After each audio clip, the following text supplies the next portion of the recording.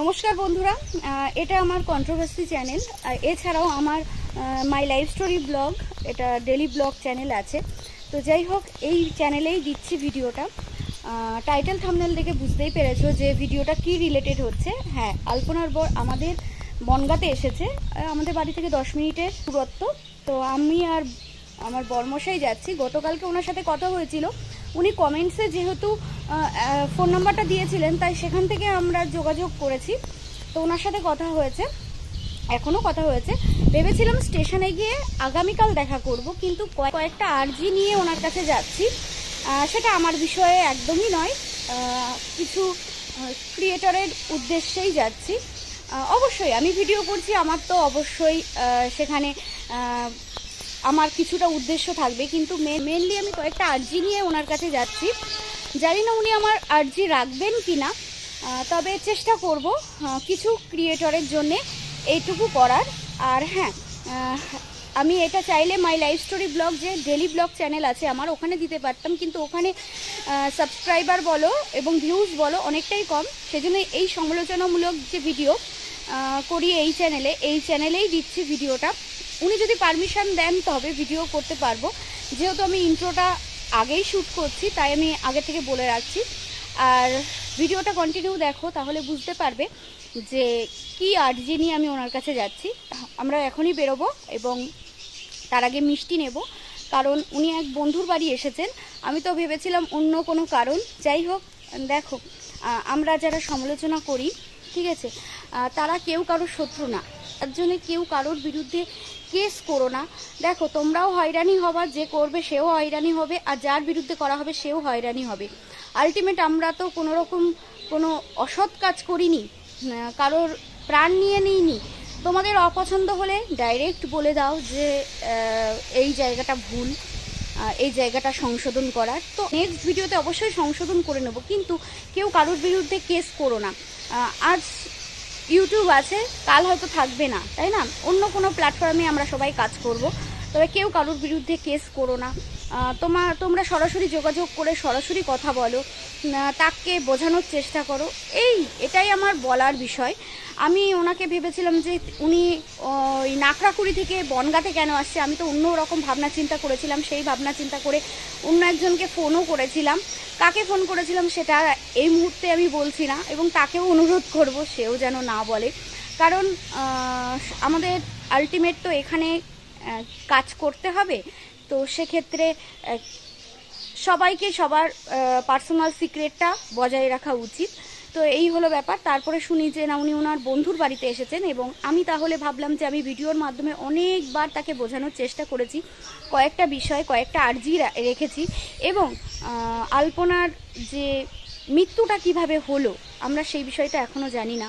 তো সেই বিষয়টা আমি একটু জানার চেষ্টা করব। আর আমার চ্যানেলে সমস্ত ভিডিও আর নেই আলপনা সম্পর্কে, কারণ মৃত মানুষকে নিয়ে ভিডিও করে সেটা চ্যানেলে রাখতে খুব খারাপ লাগে, বুঝতে পেরেছো? আলপনা সম্পর্কে যে ভিডিওগুলো করেছি একটাও আমার চ্যানেলে নেই। তো এটাই হলো ব্যাপার। চলো যাওয়া যাক, দেখি ওনার কাছে আর্জি রেখে উনি যদি শোনেন। চলো আগে মিষ্টি নেব, তারপরে আমরা রওনা দেবো। 10 মিনিটের ডিস্টেন্স। চলো ভিডিওটা কন্টিনিউ দেখো, আশা করি তোমরা অনেকেই অনেক প্রশ্নের উত্তর পাবে। চলো।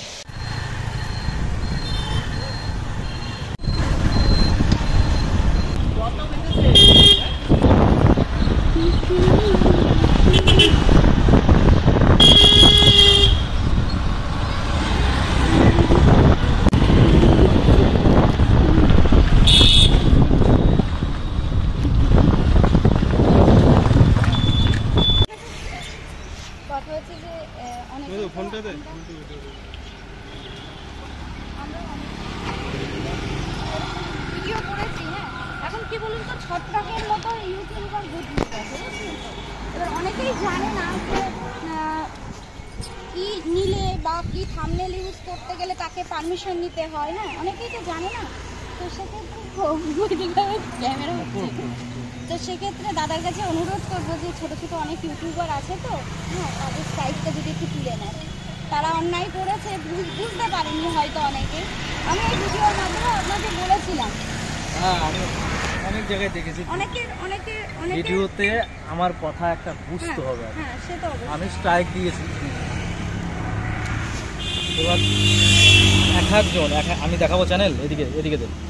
না চ্যানেল দেখাতে হবে না, আমি দেখাচ্ছি।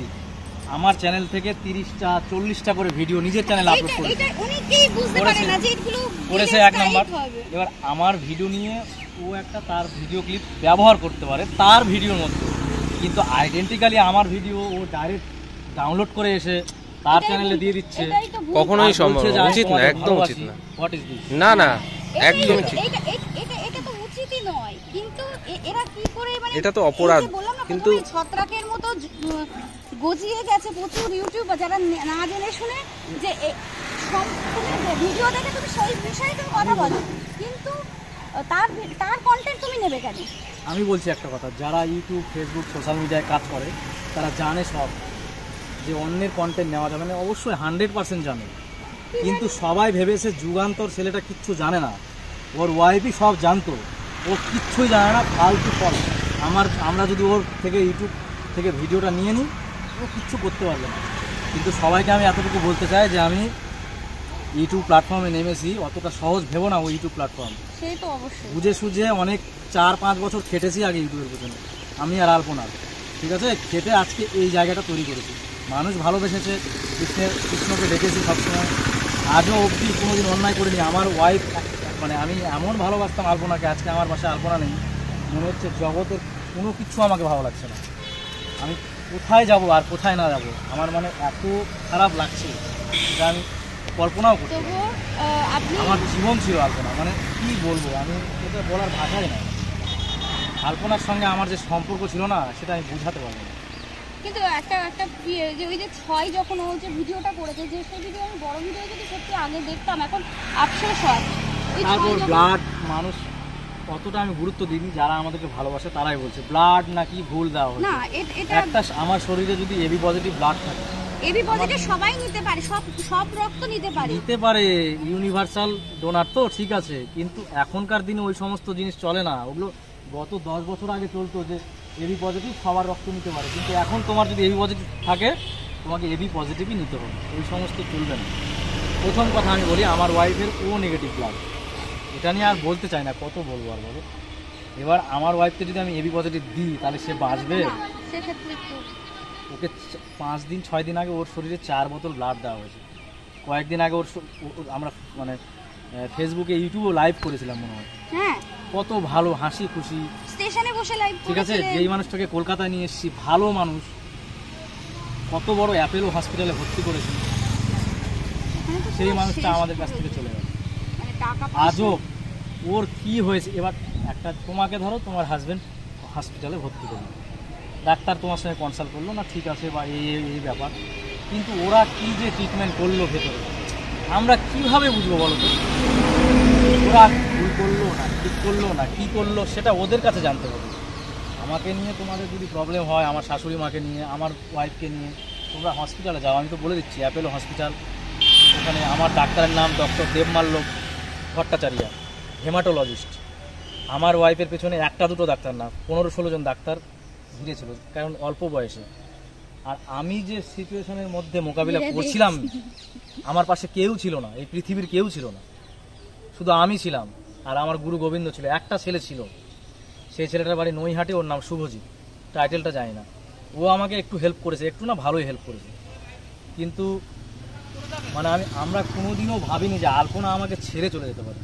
কৃষ্ণকে আমি বলেছিলাম যে প্রভু, আমি 2836 টাকা বেতন পেতাম, 2836 টাকা, ঠিক আছে, ওর সঙ্গে আমার সংসার যখন হয় তখন 2800 টাকা বেতন ছিল। আমি কৃষ্ণকে বলেছিলাম, আর আলপনা সবসময় চাইতো, ও কিন্তু বাংলা লিটারেচারের স্টুডেন্ট ছিল, সবসময় চাইতো যে সিভিকের কাজটা তুমি বাদ দিয়ে অন্য একটা কিছু করো। পড়াশোনা দুজনেই করতাম, ইভেন ভালো রেজাল্ট করেছিলাম। হ্যাঁ সেমই, আমাদের 28 সেমই ছিলাম। ও আমার থেকে 1 বছরের মনে হয় জুনিয়র হবে, না একসঙ্গে পড়াশোনা করি। তো এবার 2800 টাকা আমার বেতন ছিল। আমরা ওই ছোট্ট বিভিন্ন জায়গায় ভাড়া থেকেছি, হ্যান ত্যান এই সেই 4 বছর 5 বছরের মধ্যে সব কিছু। আর আমি তো তোমাদের এটাও বলেছিলাম যে আমাদের পারিবারিক একটা সমস্যা ছিল। আমার বিয়ে হওয়া মোটামুটি 7 বছর টোটাল, 7 বছরের মধ্যে 3 বছর আমরা আমাদের বাড়িতে থেকেছি, আর বাকি 4 বছর আমি শ্বশুর বাড়িতে থেকেছি। ওখানে ওই টিনের বাড়িতে। আর আমাদের মেন 2800 টাকা যে আমরা বেতন পেতাম, তারপর 5500 হয়েছে, তারপর 8000 হয়েছে। তো আমরা ভালো ছিলাম, একদম ভালো ছিলাম। টাকাটা বড় জিনিস না, সম্মান বড় জিনিস না, মানে আমাদের কাছে কোনো কিছুই বড় জিনিস ছিল না। আমাদের কাছে বড় জিনিস ছিল এক নম্বর যে কৃষ্ণকে ডাকতে হবে। কৃষ্ণই একমাত্র মানে মুক্তির উপায়, আর তাছাড়া কাউকে ডেকে দুনিয়ায় লাভ নেই। কৃষ্ণ ছাড়া কোনো গতিই নাই তার। আজকে যে আমাকে নিয়ে উল্টাপাল্টা কথা বলছে, তার সময় ভালো যাচ্ছে, সে ভালো কর্ম করেছে, কিন্তু এই যে আমাকে নিয়ে কথা বলছে, আমার পরিবারকে নিয়ে কথা বলছে, আমার শাশুড়ি মাকে নিয়ে কথা বলছে, তার জন্য পাপ হচ্ছে। সেই পাপটা তার খাতায় জমা হচ্ছে, সেটা ভগবান ঠিক সময় মতো দিয়ে দিন, আমি বললেও হবে না। এই জন্যে ভগবানের কিছু কাছে কিছু চাইতে হয় না। আমরা কৃষ্ণের কাছে কোনোদিন কিছু চাইনি যে আমাদের মান সম্মান দাও, বড় ইউটিউবার বানাও, বড় একটা বাড়ি দাও, গাড়ি দাও, সম্পত্তি দাও, কিচ্ছু চাইনি কোনোদিন। কৃষ্ণ অন্তর্যামী, কৃষ্ণকে আমি ভালোবাসি। কৃষ্ণ আমার পরম পিতা। আমার বাবা মা যেমন, আমার কষ্ট, তুমি যেমন তোমারও বাবা মা আছে, ওর বাবা মা আছে, আমারও আছে। দেখবে সন্তানের দুঃখ তার বাবা মা বুঝতে পারে। তাহলে ভগবানের মানে পুত্র কিন্তু আমরা, তাহলে ভগবানের কাছে চাইবো কেন? ভগবান অন্তর্যামী, সে অটোমেটিক জানে যে আমার ভক্ত কী চায়। অর্থাৎ চাওয়ার কোনো প্রশ্ন নাই। ভগবানের কাছে যদি বলে যে হ্যাঁ চাইতে হবে, তাহলে বলবো যে প্রভু আমাকে মৃত্যু দাও, এই জন্ম মৃত্যুর মায়াতে না ফেলে তুমি যেখানে থাকো সেখানে বাস, আর কিছু নেই। আমরা তো এখানে কেউ জানি না যে কয়দিন বাঁচবো। আজকে কথা বলছি, কালকে নাও বলতে পারি। আজকে তোমার সঙ্গে দেখা হচ্ছে, কালকে নাও হতে পারে, কোনো গ্যারান্টি নাই। আলপনার সঙ্গে দেখো না, ভালো মানুষ কলকাতায় নিয়ে এসেছি, 4 বোতল ব্লাড দিয়ে ওর শরীরে ও নেগেটিভ, আমি নাম বলে দিচ্ছি, গঙ্গারামপুর সন্ধ্যা নার্সিংহোমে। ডাক্তার আমাকে বলেছে তুমি 1.5 মাস গিয়ে এই ওষুধগুলো খাওয়াও, ঠিক আছে? ওর শরীরে ব্লাড সার্কুলেশন ঠিক হয়ে যাবে, সব কিছু ঠিক হয়ে যাবে। আর ওর যেটা স্টোন আছে, ওর যে গল ব্লাডারের স্টোন, সেটা 1 সেন্টিমিটার মনে হয়, মিলিমিটার আমি বলতে পারছি না, সেন্টিমিটার যায় না, সিএম তো কিছু একটা হবে, কিন্তু 1। তো ওটা অপারেশন কোনো ম্যাটার ছিল না। আর যেটা ওর জন্ডিস অল্প, ওই রকম কিছু না। ওর মেন সমস্যা ব্লাডে, যেটা আমরা জানি না, কেউ জানি না।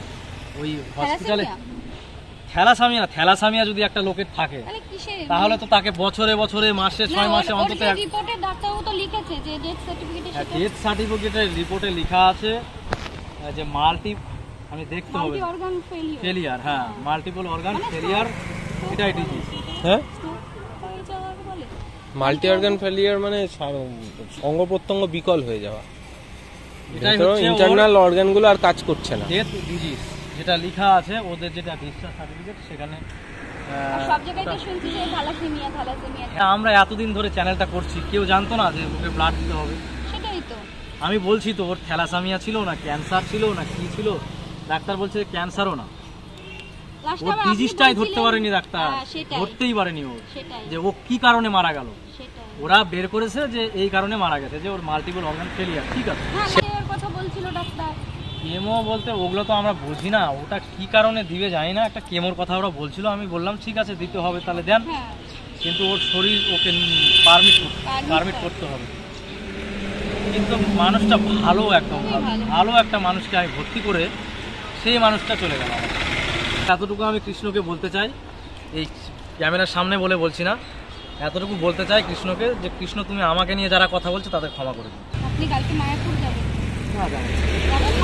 না, যাবো মানে এত কাছাকাছি এসে যেতে চেয়েছিলাম, আমার শাশুড়ি মাকে আসলো না আমার সঙ্গে। আপনাদের শর্ট ভিডিও আবার কবে আসবে? ভিডিও পরিস্থিতি নেই যে আমরা ভিডিও তৈরি করবো, মানুষজন বলছে, আর ওই জন্য কয়েকটা ভিডিও ছেড়েছি, কবে আসবে কিছু জানি না। আপনার ওকে নিয়ে আর স্টকে কিছু নেই, মানে আলপনাকে নিয়ে স্টকে কোনো ভিডিও যে আনলিস্টেড? হ্যাঁ আছে, ওকে নিয়ে অনেকগুলো ভিডিও আছে, ওগুলো আর ছাড়বো না। আর শর্ট ভিডিও জানি না করতে পারবো কিনা, এই মুহূর্তে আমার পক্ষে কোনো কিছু সম্ভব না। শর্ট ভিডিও কয়েকটা দিন, অন্তত একটা হলেও। ওর আগের মানে ও যখন ছিল আমার পাশে তখন এর ভিডিও ছিল, কিন্তু ওগুলো ভিডিও আমি ছাড়তে চাই না। আলপনার শেষ যে ছবিগুলো সেগুলো আমি ছাড়িনি, ওগুলো আমি কোনোদিন ছাড়বো না।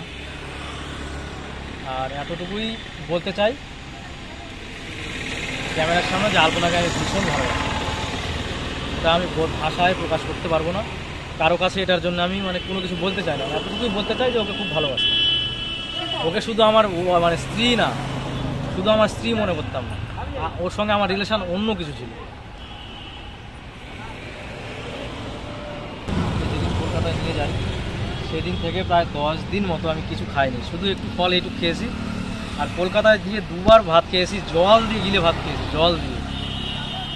তো তারপর থেকে আমার একটু শারীরিক সমস্যা বলতে কি এইখানে আর এইখানে, এই গলার এই দুই সাইডে মানে কীভাবে যে লেগেছে, মানে ঘাটটা এদিকে পড়তে হচ্ছে 1 নাম্বার। আর কোমরে এখানে যে ব্যাপার ব্যথা দিয়ে কয়েকদিন থেকে জ্বর, আর খুব সমস্যা হচ্ছে বিশেষ করে এই গলাটা। আর বুকে যে মানে বুকের যেটা ব্যথা, বুকের ব্যথাটা একটু কমেছে, কিন্তু বুকের ব্যথাটা এখানে ছিল তো মনে হচ্ছে এখন এখানে আছে, এই জায়গাটাতে। এখন কি কারণে হচ্ছে আমি বলতে পারছি না, কিন্তু এখানে একটু এদিক ওদিক হলেই প্রচণ্ড ব্যথা হচ্ছে। আর ডাক্তার দেখানোর সময় পাইনি। আর এই মাসিমাটা যেখানে এসছি, এই মাসিমাটারও হাজব্যান্ড নেই, প্রায় 15-20 বছর আগে মারা গেছেন। ওই মাসিমাটার রিকোয়েস্টে আরও বিশেষ করে হ্যাঁ, সে তো স্বাভাবিক, জীবনে ফিরতে হবে, মানে ফেরার চেষ্টা করতে হবে, সেটা তো অবশ্যই। কিন্তু এতটুকুই বলতে চাই, আমার যেটা শেষ চাওয়া জীবনের, সেটা হচ্ছে আলপনার কাছে যেতে চাই। এটা এই কারণে বলছি, একটু বুঝতে হবে কথাটা। আলপনা যেখানে আছে সেখানে যেতে চাই। কৃষ্ণ ও পেয়েছে কিনা জানি না, ও যদি পেয়ে থাকে তাহলে ওর কাছে যেতে চাই। ভগবান আমাদের তাড়াতাড়ি নিক, এটা সবার কাছে আমি চাই। এই কারণে চাই কারণ যদি সত্যি ভগবানকে যদি পাই, কি ওর কাছে যেতে পারি, ওর খুব আশা ছিল যে আমরা সবাই একসঙ্গে থাকবো, এই জন্যই যেতে চাই, অন্য কিচ্ছু কারণ না। সেটা ভগবানের ইচ্ছায় যেদিন হবে সেদিনই হয়তো নেবে, কিন্তু খুব তাড়াতাড়ি আমি যেতে চাই। 1000 ভিডিও নিয়েছে, যারা ভিডিও নিয়েছে তারা ভাবছে আমরা বেঁচে গেছি, কিচ্ছু করতে পারবো না। কিন্তু আমি বলছি আমি একটা চ্যানেলও বাদ দিব না, একটা চ্যানেল কাউকে আমি ছেড়ে দেবো না, সবাইকে গুনে গুনে স্টাইল দেবো। সবাই যতগুলো, এক একজন 40টা 50টা করে ভিডিও নিয়েছে, ওরা মানুষ কেন ভাই? আমার অপরাধ কি? তোমরা আমার ভিডিওটা আমাদের ভালোবাসো, ঠিক আছে, কেমন ভালোবাসো? কি ভালোবাসা, কেমন ভালোবাসো? চুরি করছো কেন? আমার কাউকে না বলে না মানে চুরি করা? তোমরা কি চোর? তোমার বাবা মা কি এটা শিক্ষা দেয়নি? তোমার গুরু কি শিক্ষা দেয়নি? এটা কেমন ধরনের বিহেভিয়ার? কিন্তু এটা মনে রেখো, একজন কেউ আছে, সে কিন্তু ঠিক বুঝিয়ে দেবে। অনেকের চ্যানেলে দেখছি যে সেম টু সেম ভিডিও, মানে তার মধ্যে তার নিজস্বতা কিছু। আমাকে নিয়ে যদি কেউ তার চ্যানেলে ভিডিও করে, সে একটা ক্লিপ দেখাবে আর সে তার বক্তব্য উপস্থাপন করবে, তাহলে ঠিক আছে। তাদেরকে যদি আমি স্ট্রাইক দিই, আমি মানলাম যে দাদা তুমি এটা কেন করছো, তোমাকে কিন্তু ভালো ভিডিও করছো। তোমরা লোককে বোঝাচ্ছ যে আমরা এই ধরনের ভিডিও বানিয়েছি, আর কিন্তু বাস্তবে তা না। বাস্তবে ও ডাইরেক্ট ভিডিওটা ডাউনলোড করে আমার চ্যানেলে, ওর চ্যানেলে দিয়েছে, বাস। আমার পাশে পুলিশ প্রশাসন, থানা, সাইবার ক্রাইম, উকিল সবাই আছে। এমনকি জেলার যারা জেলা স্তরের আমাদের যেগুলো পার্টির যারা লোক আছে তারা পর্যন্ত আছে যে তুমি অ্যাকশন নাও, আমরা তোমাদের পাশে আছি। আমি তাও যাইনি, যে ওরকম ক্ষতি করতে চাই না। আমি এতটুকু বিশ্বাস করি যে কৃষ্ণ আছে, সে দেখে নিবে, দরকার নাই। আর ভিডিও সেরকম ছাড়তে পারবো না, ওই হঠাৎ করে একদিন করে ভিডিও ছাড়বো, লাইক টাইক করবো। হঠাৎ করে একদিন করলে হবে? তাহলে আমরা কার ফানি ভিডিও দেখবো? আসলে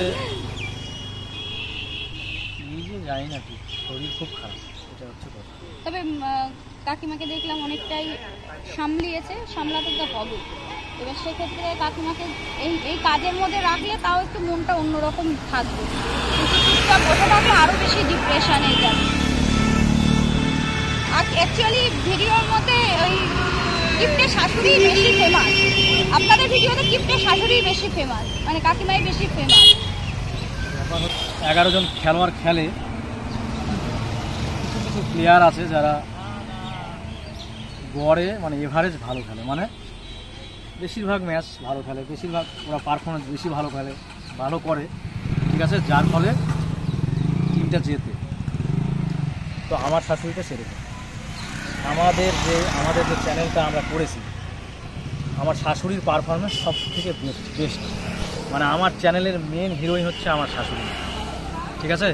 কিন্তু তুমি যদি বলো যে তোমার শাশুড়ি মা, ধরো যে আমাদেরকে সবাইকে বাদ দিয়ে আমার শাশুড়ি মা একাই ভিডিও করবে, কেমন হবে বলো? না সেটা টিমে 11 জন প্লেয়ার আছে, তার মধ্যে 10 জনই খেলবে না, একজন খেললে টিম আর হবে। উনি তো যে জেনারেশনে, সেখানে উনি অতটাও স্বাবলম্বী হতে পারবে না। আপনারা যখন ছিলেন তখন একসাথে স্বাবলম্বী হয়ে ভিডিও করেছে, কিন্তু একা হতে পারবে না। আর সেক্ষেত্রে আলপনা স্ক্রিপ্ট লিখতো, আপনি বলেছেন। ও কোনো স্ক্রিপ্ট লিখতোই না, আমি বলে দিচ্ছি। ও মানে ওকে নিয়ে যদি আমি যতটুকুই বলবো সেটা কম হয়ে যাবে বলা। এই কারণেই কম হবে, কারণ একটা কি বলবো, মানে জিনিয়াস ছিল, জিনিয়াস। মানে ওর মতো মেয়ে পাওয়া ভাগ্যের ব্যাপার, মানে ওই রকম মেয়ে পাওয়াই যাবে না। আমি বলছি, নিজের গর্ব করছি না, জিনিয়াস মেয়ে ছিল বলছি তো। ও কোনোদিন কোনো লেখা স্ক্রিপ্ট, তুমি এখানে দাঁড়িয়ে আছো, তুমি যদি বলো আলপনা তোমাকে 1 ঘন্টার মধ্যে 10টা ভিডিও এখানে বানাতে হবে, কোনো ব্যাপারই না, 10টা ভিডিও পরপর করে যাবে। ও একটু ভাববে, অল্প একটু ভাবে, কীভাবে যে করে জানি না। এবার ওই দায়িত্বটা ছিল ওর, বাদ বাকি দায়িত্বগুলো ছিল আমার। তবে স্ক্রিপ্ট নিয়ে আমরা যদি অ্যাকচুয়ালি বউ শাশুড়ির ভিডিও করি, স্ক্রিপ্ট নিয়ে আমি টেনশন করি না, কারণ আমি পেয়ে যাবো স্ক্রিপ্ট মাস্টার। আমি যদি চিন্তা করি চলে আসবে, ঠিক আছে, আসবে, কারণ আমরা হয়তো 10টা করতে, আপনি হয়তো আমি হয়তো 2টো করবো। আর যদি না পারি, দেখা গেলো যে আমার স্ক্রিপ্ট বানানোর দক্ষতা নেই, একটা লোককে নিব, কী আছে, যে বানাতে পারে তাকে আমি নিব।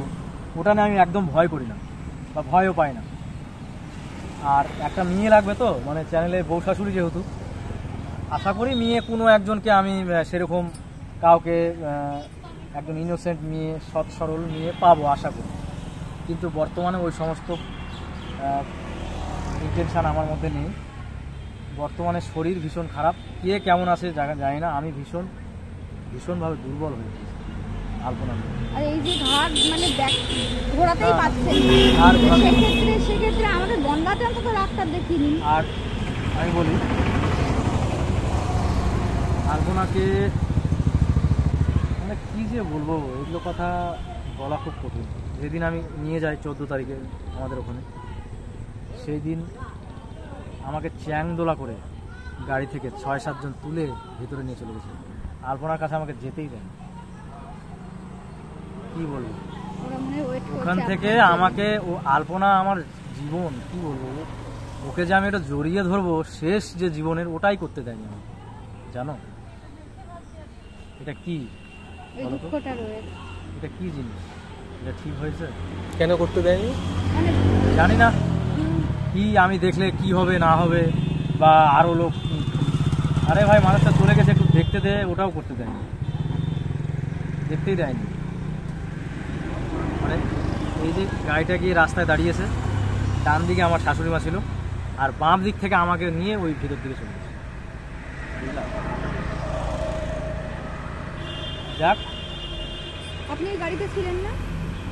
বাড়িতে বলতে গাড়িতে ছিলেন না? হ্যাঁ, মানে দাঁড়ানোর পরে গাড়িটা দাঁড়ানোর সঙ্গে সঙ্গে আমাকে একদম 4-5 জন 6 জন মিলে চ্যাংদোলা করে তুলে ভিতরে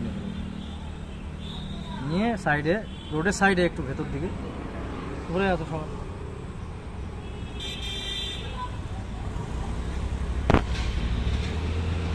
জীবনে আমার আর কিছু আর চাওয়ার নেই। তো এই জাস্ট বাড়ি আসলাম, আর আমি যেটা ভিডিও শুরুতে বলেছিলাম, আলপনার বরকে আমি রিকোয়েস্ট করবো এই দাদাকে যে যাদের স্ট্রাইক দিয়েছে তাদের স্ট্রাইকটা তুলে নিতে। অ্যাকচুয়ালি আমরা কেউ চাই না যে তাদের চ্যানেলটা নষ্ট হয়ে যাক, মানে যে যেরকম ভিডিওই করে আর কি।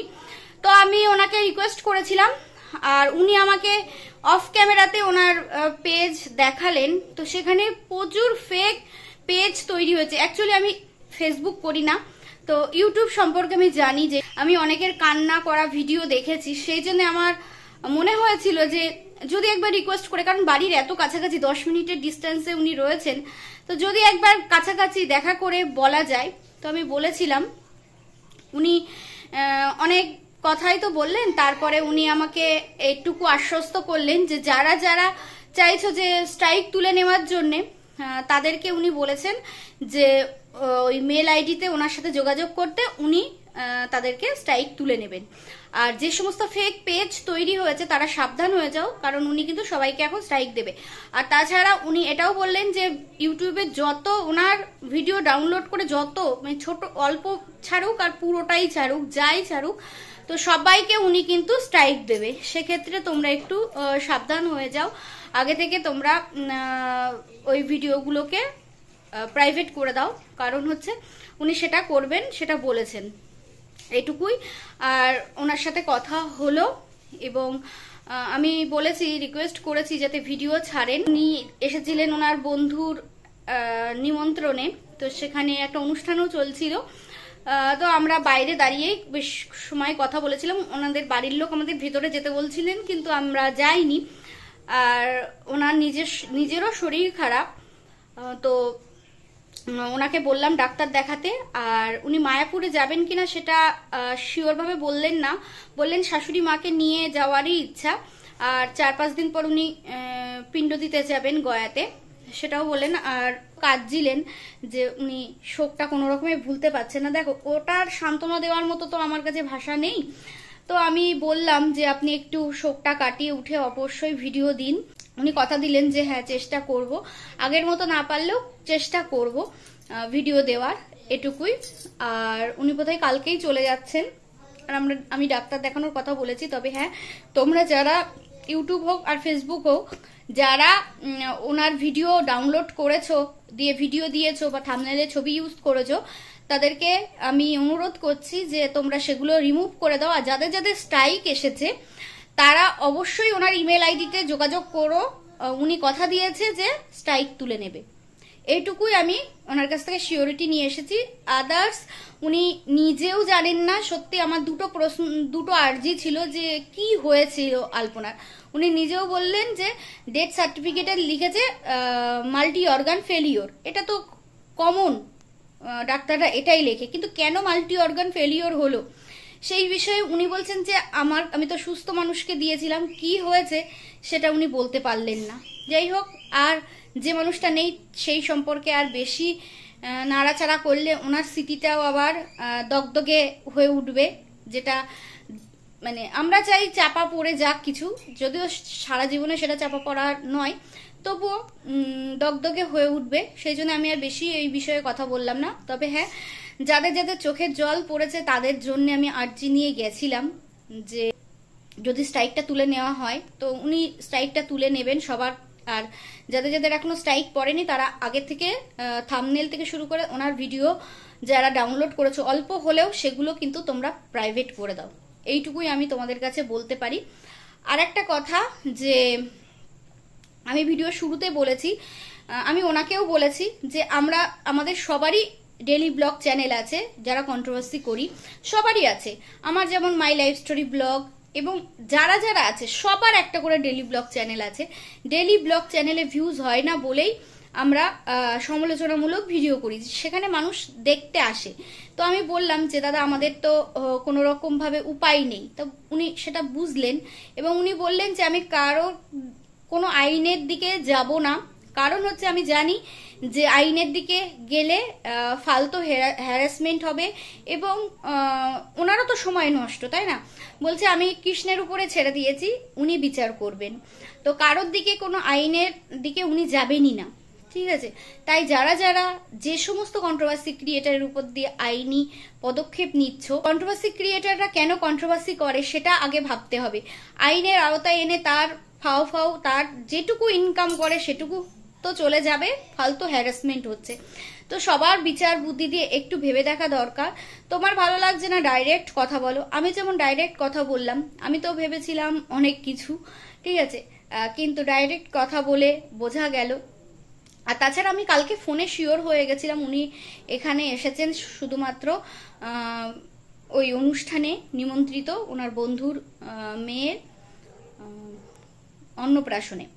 তো তবু আমি ওনার সাথে দেখা করতে গেলাম এই কারণে যে যদি আমি ভিডিওর মাধ্যমে বলেছি, সেখানে আমি রিপ্লাই পাইনি, তো যদি সরাসরি বলে যদি কোনো একটা উপায় খুঁজে পাওয়া যায়, যারা কান্না করছে প্রচন্ড যে স্ট্রাইক এসেছে তাই, তো তাদের কোনো রকমভাবে যদি একটু হাসি ফোটাতে পারি, তো তোমরা চিন্তা করো না, ওই ইমেল আইডিতে তোমরা যোগাযোগ করো, মেল আইডিতে, তো তোমাদের স্ট্রাইক তুলে নেবে, উনি কথা দিয়েছেন। আর যাদের যাদের এখনো স্ট্রাইক পড়েনি সবার কিন্তু স্ট্রাইক দেবে, উনি আজকেই বললেন যে আমি আজকে রাত্রিরে বসে ম্যাক্সিমামে ফেসবুকে আগে স্ট্রাইক দেবো, তারপরে ইউটিউবে। তো সবাই ভিডিও প্রাইভেট করে দাও, আর হচ্ছে থাম্বনেল তো তখন এমনি রিমুভ হয়ে যাবে। আর যারা শুধুমাত্র সমালোচনা করেছে ওনার থাম্বনেল ইউজ করে, তাহলে থাম্বনেলগুলো সরিয়ে দাও, ঠিক আছে? এইটুকুই। চলো, ভিডিওটা কেমন লাগলো অবশ্যই কমেন্টসে জানিও। আর যারা যারা আমার daily blog channel my life story blog support করতে চাও অবশ্যই একটু সাপোর্ট করে দিও। চলো, টাটা।